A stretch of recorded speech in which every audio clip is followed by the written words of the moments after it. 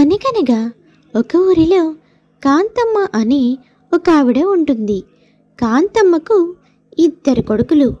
పెద్ద కొడుకు రమేష్, ఇంకా చిన్న కొడుకు సురేష్. కాంతమ్మ వాళ్ళిద్దరినీ బాగా చదివిస్తుంది. కాంతమ్మకున్న ఒక్కగానొక్క ఆశల్లా కొడుకులకు వచ్చే కట్నంతో బాగా స్థిరపడి ఊర్లోని అందరికన్నా పెద్ద ధనవంతురాలు కావాలి అని. ఇలా ఆశతో కాంతమ్మ కొడుకులకు ఎప్పుడెప్పుడు పెళ్లి చేయాలా, కట్నం డబ్బుతో ఎప్పుడెప్పుడు మెడలు కనాలా అని ఎదురు చూస్తూ ఉంటుంది.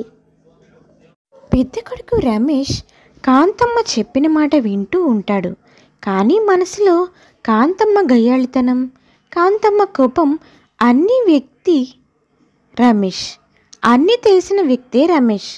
కానీ కొన్నిసార్లు తల్లి మాటకి మాత్రం ఎదురు చెప్పలేకుండా ఉంటాడు.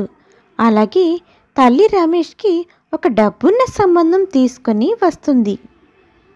ఇంకో పక్క కాంతమ్మ చిన్న కొడుకు సురేష్ ఉన్నది ఉన్నట్టు చెప్పే మనస్తత్వం గల కుర్రాడు. సురేష్ తల్లి చేసిన పనుల్లో ఏదన్నా తప్పుగా అనిపిస్తే మాత్రం వెంటనే అమ్మా నువ్వు చేసింది తప్పు అని చెప్తూ ఉండేవాడు. అందువల్ల సురేష్పై ఎప్పుడు కాంతమ్మ కేకలు వేస్తూ ఉంటుంది. కానీ ఏ ఇంట్లోనైనా చిన్న కొడుకంటేనే ఎక్కువ ఇష్టంగా ఉంటారు కదా తల్లిదండ్రులు. ఒకరోజు చిన్న కొడుకు సురేష్ బయటకు వస్తాడు. అక్కడ వాళ్ళ పాల వ్యాపారి బయటే నిలబడి ఉంటాడు. అప్పుడు సురేష్ ఇలా అంటాడు, ఏంటి బాబాయ్ ఇక్కడే నిలబడి ఉన్నావు? అయినా ఉదయం టైము 9 గంటలవుతుంది. ఇప్పటి వరకు నువ్వు పాలు తీసుకుని రాలేదా ఏంటి? అయినా ఇక్కడ ఎందుకు నిలబడ్డావు? లోపలికొచ్చి పిలిచి ఉండవచ్చు కదా. అదేం లేదులే బాబు, మొన్న ఒకరోజు ఇలాగే వచ్చి పాల డబ్బుల కోసం మీ అమ్మని నిద్రలేపాను. అప్పుడు తిట్టిన తిట్లు ఇప్పుడు కూడా నా చెవుల్లో మారుమోగుతూనే ఉన్నాయి. ఉదయాన్నే వచ్చి నిద్ర పాడు చేశావు అంటూ. తలనొప్పి కూడా వచ్చిందని నా దగ్గరే మందుల కోసం డబ్బులు కూడా తీసుకుంది. అందుకే మీ అమ్మ ఎప్పుడు బయటకు వస్తే అప్పుడే డబ్బులు అడుగుదామని ఇలా నిలబడ్డాను బాబు. బాబాయ్ నీకు అమ్మ గురించి అన్ని విషయాలు తెలుసు కదా, అమ్మని పట్టించుకోకు, నేను చెప్తున్నాను కదా. రా బాబాయ్ లోపలికి వెళ్దాము. లేదులే బాబు, లోపలికొచ్చి మీ అమ్మతో తిట్టించుకోవడం కన్నా ఇక్కడ 1 గంట నిలబడినా నాకేం పెద్ద ఇబ్బందిగా అనిపించదులే. కానీ కొంచెం నువ్వు వెళ్ళి వీలైతే నేను వచ్చానని చెప్పు. లేదంటే మీ అమ్మ వచ్చే వరకు ఇక్కడే నిలబడతానయ్యా. మీ అమ్మ నోట్లో నోరేసి నేను బ్రతకలేను బాబు. నా డబ్బులేదో నాకు ఇస్తే వచ్చే నెల నుంచి పాలు పోయడం కుదరదు అని చెప్పి వెళ్దామని నిలబడ్డానయ్యా, అంతే. ఇంతలో కాంతమ్మ బయటికి వస్తుంది. ఏరా రంగయ్య, ఏం మాట్లాడుతున్నావు నా కొడుకుతో? నా మీద లేని పొంచాడీలు చెప్తున్నావా ఏంది? నీకు డబ్బులు ఇవ్వాలి అంతే కదా, ఇస్తానని చెప్తున్నాను కదా, మరెందుకు ఇలా ఇసుకిస్తున్నావు? డబ్బులు వచ్చిన వెంటనే నేనే వచ్చేస్తాను కదా. ఏంటమ్మా కాంతమ్మ గారు, అంత డబ్బుండి మీరు నాకు పాల డబ్బులు ఇవ్వలేకపోతున్నారా? ఈ మాట ఎవరితో చెప్పకండి, అందరూ నవ్వుతారు. ఎంత మాత్రం చెప్తే మాత్రం నమ్మేటట్టు చెప్పాలి కదమ్మా, అబద్ధాలైనా కానీ. సరేలే, నేను రేపొదయాన్నే వస్తాను, నా డబ్బులు చూసి పెట్టండి. ఏంటి రమేష్, సురేష్ మీ ఇద్దరిని 2 కళ్ళలాగా పెంచుతుంటే నీకేమో ఏమీ అర్థం కావట్లేదురా. ఆ పాలు పోసుకునేవాడిని బాబాయ్ అని ఎందుకు పిలుస్తున్నావు? మన రేంజ్ ఏంది, వాడి రేంజ్ ఏంది? మనం డబ్బు ఉన్నవాళ్ళం నాయనా, ఎవరితో పడితే వాళ్ళతో మాట్లాడామనుకో మన విలువే తగ్గిపోతుంది. తల్లిని ఎందుకు చెప్తున్నానో అర్థం చేసుకో. అమ్మా నేనేమీ అన్నయ్యను కాదు, నువ్వేది చెప్తే అది వినడానికి. నేను నీ చిన్న కొడుకుని, నీ గురించి అన్నీ తెలిసిన వాడిని కూడా. నువ్వు నాతో ఎందుకలా అబద్ధాలు ఆడుతున్నావు? నీ దగ్గర డబ్బు లేదా? పాపం కూలి పని చేసుకుని బతికే వ్యక్తి ఏదో పాలు అమ్ముకుని 4 డబ్బులు సంపాదించుకుంటున్నాడు. అతని డబ్బులు అతనికి ఇవ్వచ్చు కదా. పాలవాడ ఇవ్వడానికి నీ దగ్గర డబ్బులు లేవా? ఇంత డబ్బు పెట్టుకొని ఏంటమ్మా నువ్వు? చూడు చిన్న, మన దగ్గర డబ్బు ఉందని అందరికీ చెప్పుకుంటూ తిరుగుతామేంట్రా? అలా చెప్పకూడదు, లేదని చెప్పాలి. అలా చెప్తేనే విలువ. సరేలేమ్మా, అవన్నీ నాకు తెలుసులే, కానీ నువ్వు నీ వేషాలు. నేను ఆఫీస్కి వెళ్తున్నాను. ఇలా చేసావంటే చూడు, నేను అసలు నీతో చెప్పపెట్టకుండా ఎప్పుడూ నాకు నచ్చిన అమ్మాయిని తీసుకొచ్చి పెళ్లి చేసుకుంటాను. నీ తిక్క కుదురుతుంది. వచ్చే నెల శాలరీ కూడా నీకు ఇవ్వను. ఇవన్నీ గుర్తుపెట్టుకుని నా విషయంలో మాత్రం నువ్వు జాగ్రత్తగా ఉండు అని చెప్తాడు. కాంతమ్మ చిన్న కొడుకు మాటల్ని చాలా నవ్వుకుంటూ వీడెప్పుడు ఇంతే అని నవ్వుకొని వెళ్ళిపోతుంది. తర్వాత కొద్ది రోజులకి మంచి ధనవంతురాలి కుటుంబం నుంచి ఒక మంచి అమ్మాయిని తీసుకొచ్చి పెద్ద కొడుకు రమేష్కిచ్చి కాంతమ్మ పెళ్లి చేసి ఎంతో సంబరపడిపోతుంది. ఎందుకంటే బాగా డబ్బున్న కొడలు తన ఇంటికి వచ్చింది కాబట్టి, మంచిగా కట్నం కూడా తెచ్చింది కాబట్టి. తర్వాత కాంతమ్మ ఒకరోజు ఇలా అనుకుంటుంది, అమ్మో, నా కోడలు బాగా డబ్బున్న ఇంటి నుంచి వచ్చింది, తన చేత ఏ పని చేయించకూడదు అని చెప్పేసి కాంతమ్మ రోజు కోడలికి ఇష్టమైన వంటకాలన్నీ చేసి పెడుతూ ఉంటుంది. కోడలి చేత ఒక్క పని కూడా చేయించేది కాదు. ఆ రోజు కూడా అలాగే తన కోసం స్పెషల్స్ చేస్తుంది. తను చేసిన వంటకాలు తీసుకొని వెళ్ళి కోడలి దగ్గర పెట్టి, చూడమ్మ కోళ్ళ, నీకు ఏది కావాలన్నా అత్తయ్య అని అలా పిలువు చాలు, ఇలా తీసుకొచ్చి నీ కళ్ళ ముందు పెడతాను. అంతేకాని నువ్వు కష్టపడి ఏ పని చేయొద్దమ్మా. కానీ నాకు ఒక్క పని చేసి పెట్టవే. నీలాగే ఒక డబ్బున్న సంబంధం చూసి నీ మరిదికి కూడా నీ చేతనే పెళ్లి చేసావంటే నీ బాధ్యత కూడా తీరుతుంది కదమ్మా. అలాగే నాకు డబ్బున్న రెండో కోడలు కూడా వస్తుంది. నువ్వేమంటావు కోళ్ళ? అదా, నేను మా అమ్మనంతా చెప్పి చూస్తాను అత్తయ్య. వాళ్ళకి దొరకాలి కదా సంబంధం. మా చుట్టాల అమ్మాయి అయితే నాకు ఇంకా మంచిదే కదా. ఇంట్లో నాతో మంచిగా ఉంటుంది, నాతో పాటు కలిసిమెలిసి ఉంటుంది, నేను చెప్పే మాట కూడా వింటుంది.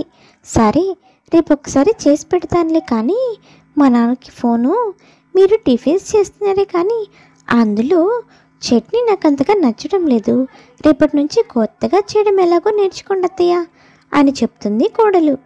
అలాగే కోళ్ళ, నీకు ఎట్ట చేయమంటే అట్ట చేసి పెడతాను.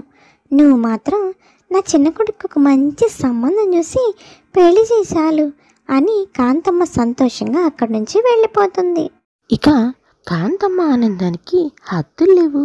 చిన్న కొడుకు పెళ్ళి కూడా డబ్బున్న అమ్మాయితో అవుతుందని, చిన్న కొడలు కూడా బాగా కట్నం తీసుకొస్తుందని తెగ ఆశలు పడిపోతూ కలల్లో జీవిస్తూ ఉంటుంది కాంతమ్మ ఒక పక్క.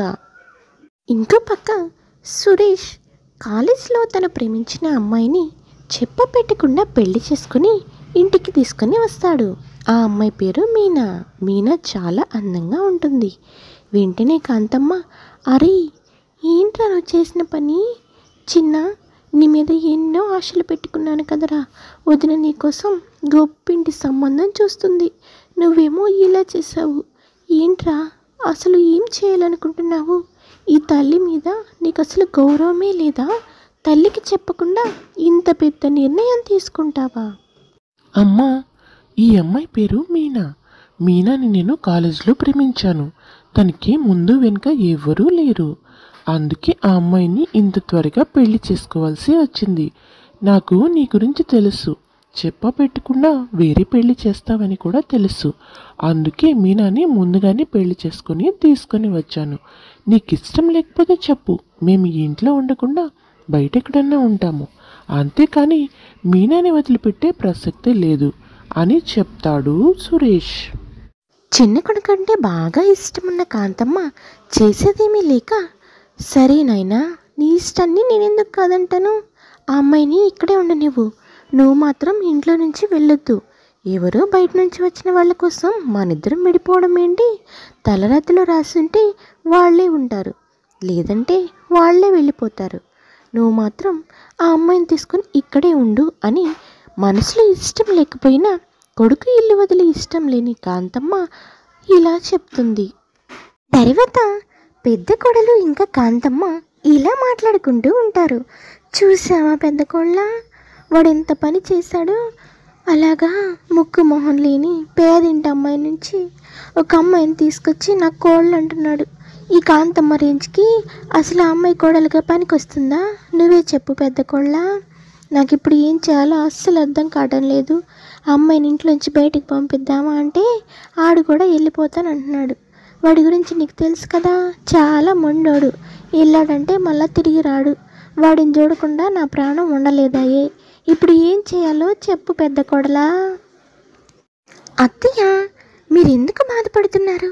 ఇలాంటి డబ్బు లేని వాళ్ళు డబ్బున్న వాళ్ళని కేవలం డబ్బు కోసమే వల్ల పెట్టుకుంటారు.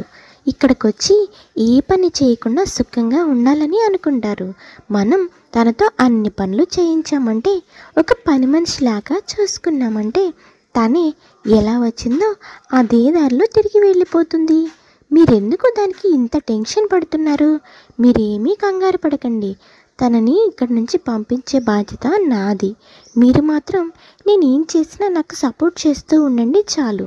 సురేష్ ముందు మాత్రం ఆ అమ్మాయి అంటే మనకి ఇష్టం అనేలా ప్రవర్తిద్దాం.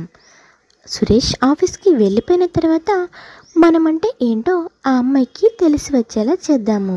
ఇంకొకసారి సురేష్ కాదు కదా, ఎవరితో కూడా ఇలాగ రాకుండా ఆ అమ్మాయికి బుద్ధి చెప్దాము. అవునా కోళ్ళ, నువ్వు నిజంగా అలా చేస్తావా? అట్టా చెయ్యమ్మా, సచ్చి నీ కడుపున పుడతాను. నాకు డబ్బున్న కోడలు రావాలని ఎన్ని కలలు కన్నాను. ఈ అమ్మాయి మధ్యలో వచ్చి ఇలా నా కళ్ళల మీద నీళ్లు చల్లితే నేను ఒప్పుకుంటానా ఏంటి? మనం ఈ రోజు నుంచి అమ్మాయిని పని మనిషిలాగే చూద్దాం. కానీ వాడికి మాత్రం ఈ విషయం తెలియకుండా జాగ్రత్త పడదాం. ఏమంటావు? ఒకరోజు కాంతమ్మ మీనా దగ్గరికి వెళ్ళి, ఏ అమ్మాయి, ఏం చేస్తున్నావు? ఇక్కడ ఒక్కదానివి కూర్చొని నువ్వేం చేస్తున్నావు? నీకు తెలీదా? అత్తగారింట్లో కోడలే అన్ని పనులు చేయాలని. ఉదయం లేచిన దగ్గర నుంచి రాత్రి పడుకునే వరకు ఈ రోజు నుంచి అందరి పనులు, అన్ని పనులు కూడా నువ్వే చేయాలి. కాదని మొరాయించావనుకో, చూడు మా అత్తయ్య సంగతి నీకింకా పూర్తిగా తెలియదు.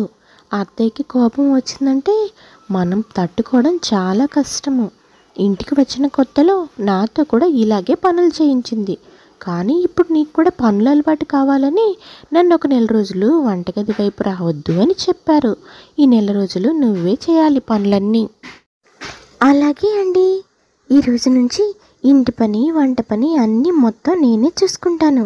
నాకు ఇలా ఉమ్మడి కుటుంబంలో ఉంటూ అన్ని పనులు చేసుకోవడం అంటే చాలా ఇష్టం. అందులో నా వాళ్ళ పనులు చేసుకోవడం అంటే నాకు ఇంకా చాలా చాలా ఇష్టం. ఎందుకంటే ఇన్ని రోజులు ఒంటరిగా పెరిగాను కదా. ఇష్టం అని అంతే ఉంటే కాదు, పనులన్నీ పర్ఫెక్ట్గా చాలా నీట్గా చేయాలి. అలాగే అత్తయ్య, మీరే చూస్తారు కదా పనులన్నీ నేను ఇలా చకచకా చేసుకుంటూ పోతాను. ఇదిగో చూడు, ఈరోజు వంటలు ఏమేం చేసావు? నాకు నువ్వు చేసిన ఆ ఇడ్లీ వద్దు, నాకు ఉప్మా ఇంకా పెసరట్టు కావాలి. నా కోసం ఆ టిఫిన్ తయారు చేసుకొని తీసుకొనిరా. అది కాదక్క, అందరికీ తలో రకం ఇడ్లీ చేయడం అంటే చాలా కష్టం కదా. చేసిన టిఫినే అందరూ తినాలి. ఈ ఒక్కరోజుకి తిన్నావంటే రేపు నీకు కావాల్సింది నేను చేసి పెడతాను. చూసారా అత్తయ్య, చూసారా మీ ముందే నాతో ఎలా ఎదిరించి మాట్లాడుతుందో? నేను మీ పెళ్ళైన కొత్తలో మీరు చెప్పిన మాట విన్నాను. ఎప్పుడైనా ఎదురు మాట్లాడాను అత్తయ్య? చూడండి తనకి ఎంతలా పొగరుందో. ఏయ్ ఇదిగో పిల్ల, తను నీకన్నా ఇంటికి ముందొచ్చిన కోడలు, పైగా నీకు అక్క వరుస అవుతుంది. తనన్ని ఎదిరించి మాట్లాడతావా? నువ్వే అన్నావు కదా నాకు ఉమ్మడి కుటుంబంలో పనులు చేయడం అంటే ఇష్టమండి అని. మరి పనులు చెయ్యి, ఎందుకు వెనకాడుతున్నావు? ఇప్పుడు తన కోసం నువ్వు ఉప్మా పెసరట్టు చేయాల్సిందే. ఇది అత్తగా నా ఆర్డర్. తనేం చెప్తే అది నువ్వు వినాలి. ఇంకా చేసేది మీ లేక మీనా? సరే అత్తయ్య, నాకు ఒక అరగంట టైం ఇవ్వండి. నేను ఉప్మా పెసరట్టు చేసుకుని అక్క గదికి తీసుకుని వెళ్తాను. మీరు కూడా వెళ్ళండి, మీకు కూడా ఉప్మా పెసరట్టే తీసుకుని వస్తాను అని ముభావంగా చెప్తుంది. మీనాకి అన్ని విషయాలు బాగా అర్థమవుతాయి. అత్త ఇంకా తోడికోడలు కావాలనే తనను ఇన్ని కష్టాలు పెడుతున్నారు అని. కానీ మీనా మాత్రం అదేం పట్టించుకోకుండా ఎప్పట్లాగే తన పని తను చేసుకుంటూ ఉంటుంది. ఒకరోజు మీనా భర్త మీనాతో ఇలా అంటాడు, ఏమైంది మీనా, ఎందుకంత డల్గా ఉంటున్నావు? అమ్మ ఇంకా వదిన నిన్ను బాగా విసిగిస్తున్నారు కదా. వాళ్ళ ప్రవర్తన అంతా నేను గమనిస్తూనే ఉన్నాను. కానీ నువ్వే నాకు ఇక్కడ ఉండటమే ఇష్టం, ఇక్కడే ఉందామని బలవంతంగా ఇక్కడికి తీసుకుని వచ్చావు. ఇప్పటికైనా చెప్పు, మనం వేరు కాపురం పెడదాము అంటే నాకు ఎలాంటి అభ్యంతరమూ లేదు. నేనేమీ అనుకోను కూడా. అదేమీ లేదండి. మీకు ఎన్నిసార్లు చెప్పాలి? ఎప్పుడు కుటుంబం నుంచి విడిపోదామని మాట్లాడుతూ ఉంటారేంటి? నేను చెప్పాను కదా, నాకు ఉమ్మడి కుటుంబం అంటే ఇష్టమని. చిన్నప్పటి నుంచి ఒంటరిగా పెరిగానని. అందుకే నేను ఇలా ఉండాలని అనుకుంటున్నాను. చిన్నప్పటి నుంచి ఒక్కదాన్నే ఆశ్రమాల్లో, హాస్టల్స్లో పెరిగాను. మా బాబాయ్ నన్ను చూడడానికి అప్పుడప్పుడు వచ్చేవాడు. అంతకుమించి నాకెవ్వరూ తెలియదు చిన్నప్పటి నుంచి. నాకు ఇలా కలిసి కుటుంబంతో ఉండటం అంటేనే చాలా ఇష్టం. మరి నువ్వెందుకు 2 రోజుల నుంచి డల్గా ఉంటున్నావు? నేనంతా గమనిస్తూనే ఉన్నాను. మరి దానికి కారణమైనా చెప్పొచ్చు కదా. అందులో ఏముందండి చెప్పకపోవడానికి? నాకున్నదల్లా మా బాబాయ్ ఒక్కడే. మా బాబాయ్ని చూసి 1 నెల రోజులు అవుతుంది. అందుకే కొంచెం మా బాబాయ్పై దిగులుగా ఉంది. మీకు వీలైతే ఒక్కసారి మా బాబాయ్ని చూసి రావడానికి వెళ్ళొద్దామా అండి? ఈ విషయం చెప్పడానికి ఇంతలా బాధపడుతున్నావా? అంటే నువ్వు నన్ను కూడా పరాయి వాళ్ళకే చూస్తున్నావా? సరే పద, ఇప్పుడే బయలుదేరి వెళ్దాం అని ఇద్దరు కలిసి వాళ్ళ బాబాయ్ వాళ్ళ ఇంటికి బయలుదేరుతారు. తీరా వాళ్ళ బాబాయ్ వాళ్ళ ఇంటికి వెళ్ళేసరికి ఏంటి మీనా, ఇక్కడ ఇంటికి తాళం వేసింది. మీ పిన్ని బాబాయ్ ఊర్లో లేనట్టుగా ఉన్నారే, మరి ఇప్పుడు ఎలాగా? సరే, ఈ రాత్రికి ఇక్కడే ఉండి ఉదయాన్నే కూడా తాళం వేసుంటే అప్పుడు మనము మన ఇంటికి తిరిగి వెళ్ళిపోదాం. మళ్ళీ 1 వారం తర్వాత వచ్చి కలుద్దాం. ఏమంటావు? ఈ రాత్రికి ఇక్కడే ఏదో ఒక హోటల్లో ఉందాం అనుకుని వాళ్ళ రాత్రికి అక్కడే నివసిస్తారు. ఇంకో పక్క మీనా వాళ్ళ పిన్ని కాంతమ్మ వాళ్ళ ఇంటికి వెళ్తుంది.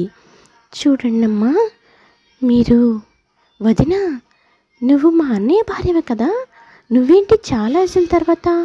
అన్నయ్య నా మీద కోపంతో ఇంట్లో నుంచి వెళ్ళిపోయాడు. ఇంతవరకు తిరిగి రాలేదు. మీరు ఎప్పుడెప్పుడు వస్తారా అని ఇంతలా ఎదురు చూస్తున్నానో తెలుసా? పెద్దన్నయ్య ఇంకా వదిన యాక్సిడెంట్లో చనిపోయినప్పుడు వాళ్ళకి పుట్టిన పాపని తీసుకొని ఇంట్లో నుంచి వెళ్ళిపోయాడు. అదేమంటే ఆస్తి మొత్తం నువ్వే రాయించుకున్నప్పుడు ఇంకా పాపను నువ్వు చూసుకుంటావన్న నమ్మకం లేదు అన్నాడు. ఎంచక్క ఆ పాప ఉంటే ఇప్పుడు నా ఇంటికి కోడలుగా చేయించుకునేదాన్ని కదా. ఎవరు ముయ్యేవి కాంతమ్మ?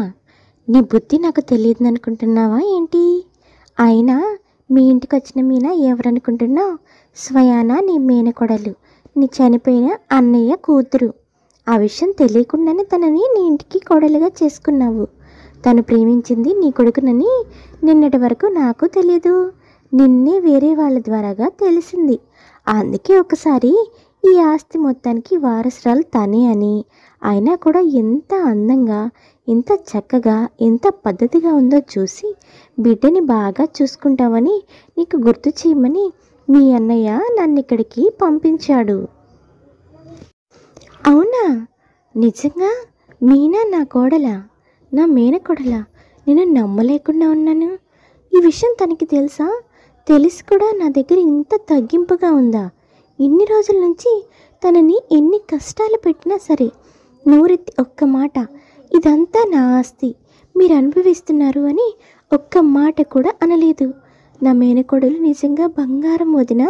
నేనే తనని అర్థం చేసుకోలేకుండా ఇలా పడితే అలా మాట్లాడాను. నన్ను క్షమించు వదినా. ఇక నుంచి నా మేనకోడల్ని బంగారంలాగా పువ్వుల్లో పెట్టుకొని చూసుకుంటాను. ఈ కష్టము రానివ్వకుండా, ఏ లోటు తెలియకుండా చూసుకుంటాను వదినా. నాకు బుద్ధొచ్చింది, డబ్బుతోని అన్నీ రావు అని. ఇప్పుడు తెలిసింది కదా, ఇక నుంచైనా సరే మీనాని అత్తగారిలా కాకుండా కన్న తల్లిలాగా చూడు. చిన్నప్పటి నుంచి అక్రమంగా మీనా ఆస్తి మొత్తం నువ్వే అనుభవించి తనని పేదరికంలో పెరిగేలా చేశావు. కానీ ఇప్పటి నుంచైనా సరే తనని ఒక అమ్మలా చూసుకో. తప్పకుండా వదిన, నేను మీనాని అత్తలా కాకుండా అమ్మలా చూసుకుంటాను.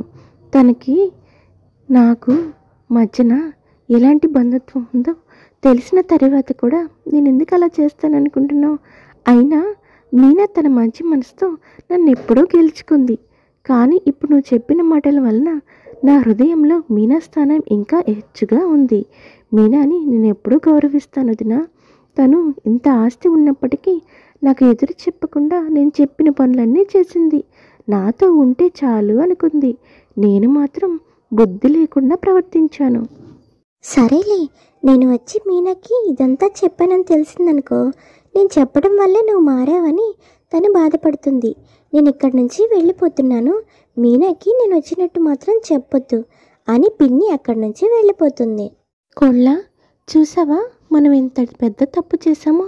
మనకన్నా ఎక్కువ ఆస్తున్న మీనా కూడా ఒక్క మాట కూడా అనకుండా మనకి ఎన్ని పనులు చేసి పెట్టిందో. బంధం అంటే అలా ఉండాలి. డబ్బు కోసమే బంధం అనేది ఏర్పడకూడదు. ఈరోజు నుంచి నువ్వు నేను కూడా మారుదాం. మీనాని మంచిగా చూసుకుందామని అత్త కోడళ్ళిద్దరు కూడా మంచి మనసుతో మారుతారు. కాంతమ్మ తాను చేసిన తప్పుకి మీనాని క్షమాపణ అడుగుతుంది. తన మంచి మనసుని అర్థం చేసుకున్నానని, తన మేనకోడలని కూడా తెలుసుకున్నానని నన్ను క్షమించమని అడుగుతుంది. అలాగే కాంతమ్మ ఇంకా మీనా ఇంకా పెద్ద కోడలు ముగ్గురు కలిసి సంతోషంగా జీవిస్తూ ఉంటారు. ఇది ఇవాల్టి కథ. ఈ కథలో కనుక మీకు నచ్చినట్టయితే please like, share and subscribe చేసుకోండి.